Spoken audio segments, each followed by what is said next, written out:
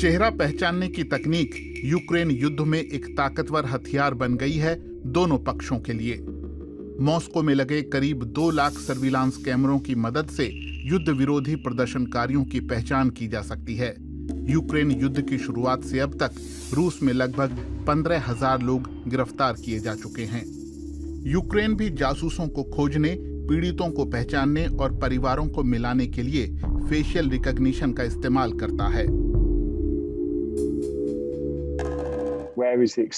इस तकनीक की बाहरी जांच पड़ताल कहाँ हो रही है? लोग परिवारों को जानकारी देने में इसका इस्तेमाल कर रहे हैं कि उनके बेटे बेटियां युद्ध में मारे गए। इसके गलत इस्तेमाल पर कोई नियंत्रण नहीं है। इस तकनीक को बेचने वाले इसे बहुत ही कारगर बता रहे हैं। ये लगभग वही कर रही है जिसका दावा किया जा रहा है, वो भी दूर बैठे, और ये तथ्य है। इस तकनीक की मदद से लाखों लोग फेशियल रिकॉग्निशन के जरिए अपना फोन अनलॉक कर पाते हैं। लेकिन ये काम कैसे करता है? एक एल्गोरिदम चेहरे की बनावट का माप लेता है। आंखों के गड्ढों का आकार, आंखों के बीच की दूरी, ठोड़ी की आकृति, एल्गोरिदम सब दर्ज करता है। ये ऐसा ही है कि सड़क पर निकलने वाले हर इंसान को अपनी बेगुनाही का सबूत देने के लिए फिंगरप्रिंट स्कैन करवाना पड़े। हर किसी के पास फिंगरप्रिंट या चेहरे जैसा बायोमेट्रिक डेटा होता है। हर कोई पहचाना जा सकता है। ट्रेन में, खरीदारी करते हुए या फिर घर पर भी।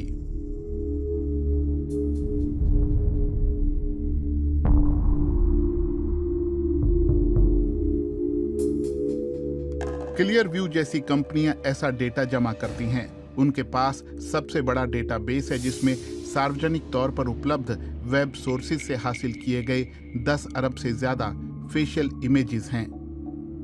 क्लियर व्यू ये डेटा सरकारों जैसे कि यूक्रेन या फिर अमेरिकी पुलिस को मुहैया कराती है ताकि अपराधियों को खोजा जा सके।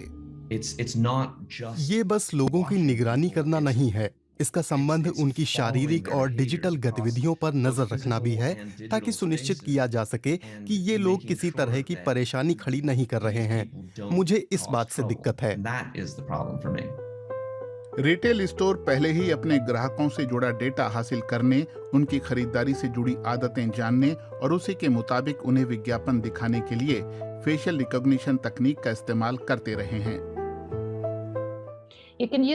तकनीक को अच्छे और बुरे दोनों तरह के मकसद से इस्तेमाल किया जा सकता है। क्या हमारी निजता बची है? डिजिटल अधिकार बचे हैं? जैसा रूस में हो रहा है, उस तरह की सनकी डिजिटल तानाशाही को रोकना होगा।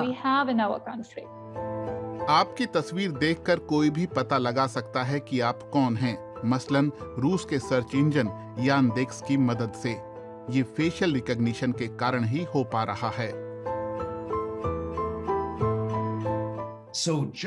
बस इसलिए कि आपको लगता है कि आपके पास अब छिपाने को कुछ नहीं है, इसका मतलब ये नहीं कि इस खेल के नियम भविष्य में एकाएक बदल नहीं सकते। रूस के लोगों के साथ अभी ऐसा ही हो रहा है। चेहरे पर कुछ खास तरह के पैटर्न या कपड़े से फेशियल रिकॉग्निशन को चकमा दिया जा सकता है। सर्विलांस तकनीक अभी ही हमारे वर्तमान को आकार दे रही है। इसीलिए बेहद जरूरी हो गया है कि हम अपने डेटा के प्रति सतर्कता बरतें, सिर्फ ऑनलाइन ही नहीं बल्कि असल दुनिया में भी।